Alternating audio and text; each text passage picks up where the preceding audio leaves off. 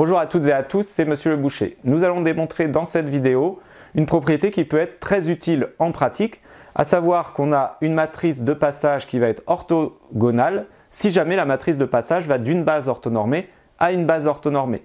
Les conséquences de ce théorème sont que si vous avez deux bases orthonormales que vous diagonalisez dans une base orthonormée, eh bien la matrice de passage elle est orthogonale et donc pour trouver l'inverse, il suffit de prendre la transposée, ce qui va très vite. Encore faut-il que nous allions vraiment d'une base orthonormée dans une autre, ce qui n'est pas évidemment tout le temps le cas.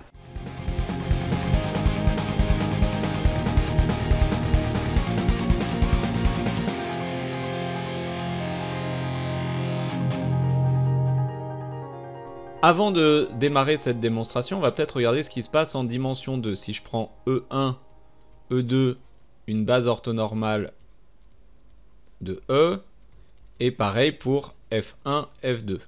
Le but, ça va être d'écrire la base avec d'écrire la matrice de passage et de vérifier qu'elle est bien orthogonale.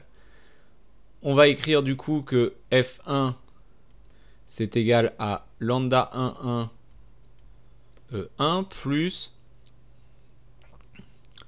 lambda 2, 1, E2. Et F2, c'est lambda 1, 2, E1 plus lambda 2, 2, E2.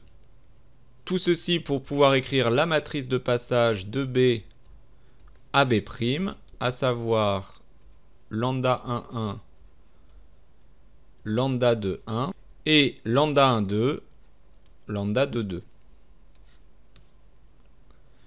Cette matrice de passage est-elle orthogonale? Eh bien, c'est pas très facile à voir. On rappelle pourquoi on a bien cette matrice de passage. On prend E1, E2 sur la droite et on exprime F1 et F2 en fonction de E1 et E2.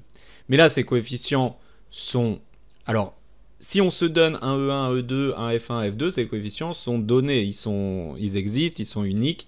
On les connaîtrait et on pourrait vérifier que cette base est bien orthogonale, que cette matrice est bien orthogonale. Mais ici, bon, ils sont quelconques pour les besoins de la démonstration. Donc, comment montrer qu'ils sont bien orthogonaux? Eh bien, on peut calculer des choses qu'on connaît, par exemple, F1 scalaire F1, qu'on connaît. C'est lambda 1, 1, E1 plus lambda 2, 1, E2, scalaire lambda 1, 1, E1, plus lambda 2, 1, E2. Et comme on l'a souvent fait, il faut reconnaître ici ce qui sont en rouge là des réels. Et de l'autre côté, vous avez les vecteurs. Les réels, on peut les sortir. Les additions, on peut les éclater. Les produits scalaires, ils sont linéaires à gauche, ils sont linéaires à droite. Rapidement, ça va nous donner lambda 1, 1 fois lambda 1, donc au carré, E1 scalaire E1. Ça, c'est pour les deux premiers. Ensuite, on va avoir lambda 1, 1, E1 scalaire E2. Puis, fois lambda 2, 1. Puis, lambda 2, 1, lambda 1, 1, E2 scalaire E1. Et puis, pour finir, lambda 2, 1, au carré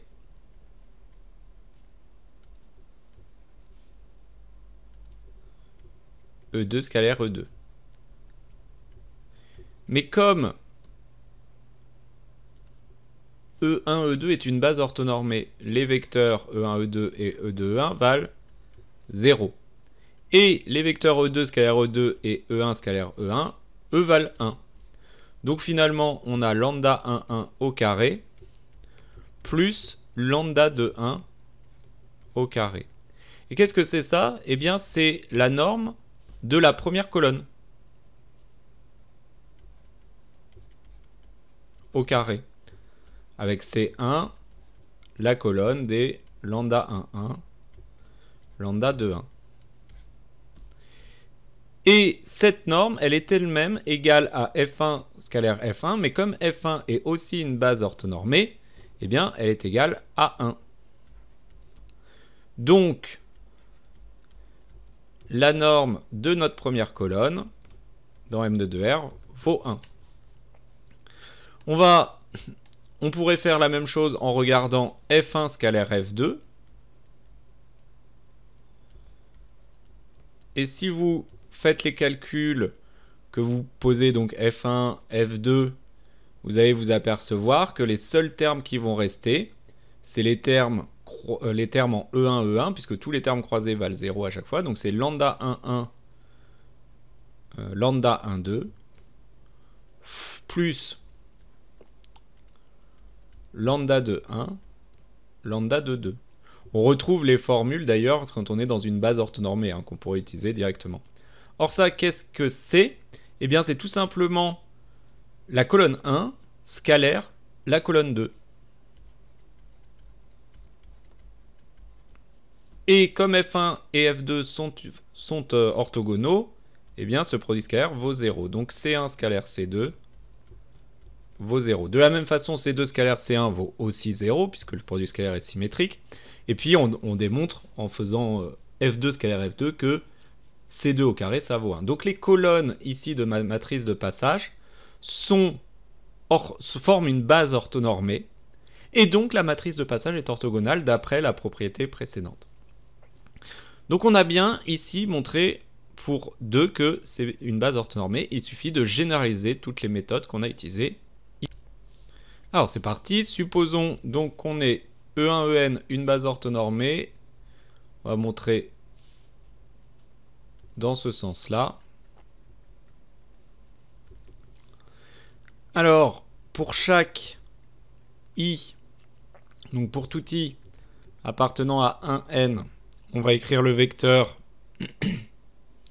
Alors les f vont correspondre à la colonne. Donc en colonne, on met plutôt les j. Donc on va écrire pour tout j appartenant à 1n. Le vecteur fj va être lambda 1j de E1 plus lambda 2j de E2, etc. plus lambda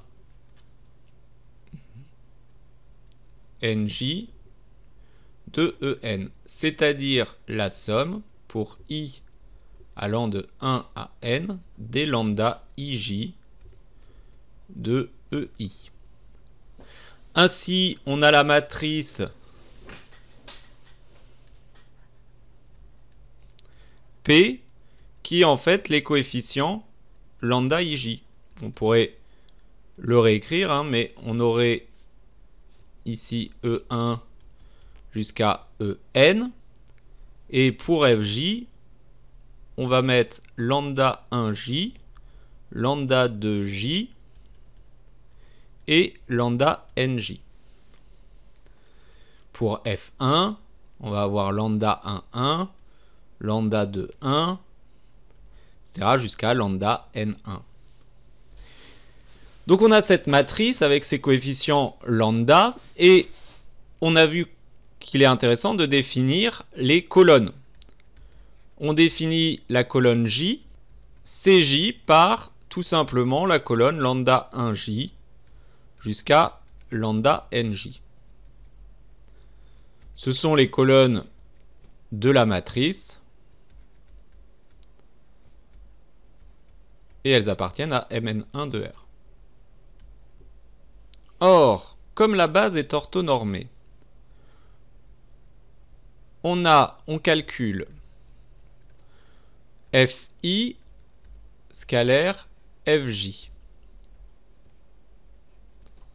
C'est égal d'un côté à la somme. Alors là, il va me falloir une autre lettre. Je vais prendre des k ici, ça va être plus simple. Donc pour tout j et pour tout k appartenant à 1n, on calcule le produit scalaire de fk avec fj, c'est-à-dire la somme des i égale 1 à n des lambda ik ei, scalaire, la somme, alors ijkl, donc des l égale 1 à n, des lambda L, J, E, J. Et on peut sortir ces sommes-là. Si on sort à gauche puis à droite, on va avoir une double somme, la somme des I égale 1 à N de la somme des L égale 1 à N. On l'a fait dans plusieurs vidéos, donc là, je vais un petit peu plus vite, mais reposez la question ou revenez voir d'autres vidéos si c'est pas clair. Des EI scalaire EJ. Et on a vu plusieurs fois que comme EI et EJ forment une base orthonormée, eh bien, on a deux cas. Soit I est égal à J, dans ce cas-là, eh bien, ça vaut 1. Soit I est différent de J, dans ce cas, ça vaut tout simplement 0. C'est des EL, les EJ n'ont rien à voir là-dedans. Pardon. Donc I égale L, ça vaut 1. I est différent de L, ça vaut 0. Alors si I égale L, bon, on va prendre, ça veut dire qu'il n'y a qu'un seul cas en fait, il faut que le L soit égal à I. Donc que va-t-il nous rester? Il va nous rester la somme ici des I égale 1 à N, des lambda I, K, lambda, le L vaut I, donc I, J, fois EI scalaire EI, c'est-à-dire 1. Donc il nous reste cette somme-là. Mais cette somme-là, on remarque que c'est la colonne. Alors, c'est la transposée de la colonne K que l'on a multipliée avec la colonne J. Ou encore, c'est le produit scalaire entre la colonne K et la colonne J. Donc FK scalaire FJ est relié directement en termes de colonne de cette matrice. Or, si on a ceci, si F1, Fn est une base orthonormée, hein, c'est ce qu'on a supposé, de E. Alors attention, il y a une subtilité ici. Ça, c'est le produit scalaire sur E. Ici aussi, ici aussi. Et ça, c'est le produit scalaire sur Mn1 de R. C'est pas tout à fait les mêmes choses. Donc si F1, Fn est une base orthonormée de E, ça veut dire que quand K vaut J, le produit scalaire est égal à 1, et puis quand K est différent de J, le produit scalaire est nul. Alors dans ce cas-là, bah, CK, CJ, le produit scalaire vaut 1 quand K égale J, et sinon il est nul. Donc C1, Cn est une base orthonormée de Mn1 de R. Alors muni du produit scalaire canonique, du produit scalaire usuel, mais on a dit dans Mn1 de R et dans Rn, le produit scalaire, c'est toujours le produit scalaire canonique parce que ça n'a aucun intérêt d'en définir un autre, même si on pourrait en définir d'autres. Donc si F1, Fn est bien une base orthonormée de E, C1, Cn c'est une base orthonormée de Mn1 de R, donc la matrice qui a ces colonnes-là est orthogonale, c'est le précédent théorème. Donc P est orthogonale. Et en fait, tout ça, c'est des équivalences grâce à cette égalité que l'on a démontrée. Réciproquement, si la matrice de passage de B à B' est orthogonale, je note ces vecteurs colonnes C1, Cn. Alors, C1, Cn est une base orthonormale de Mn1 de R. Et à l'aide de la formule que j'ai utilisée, eh bien, F1, Fn est forcément une base orthonormée.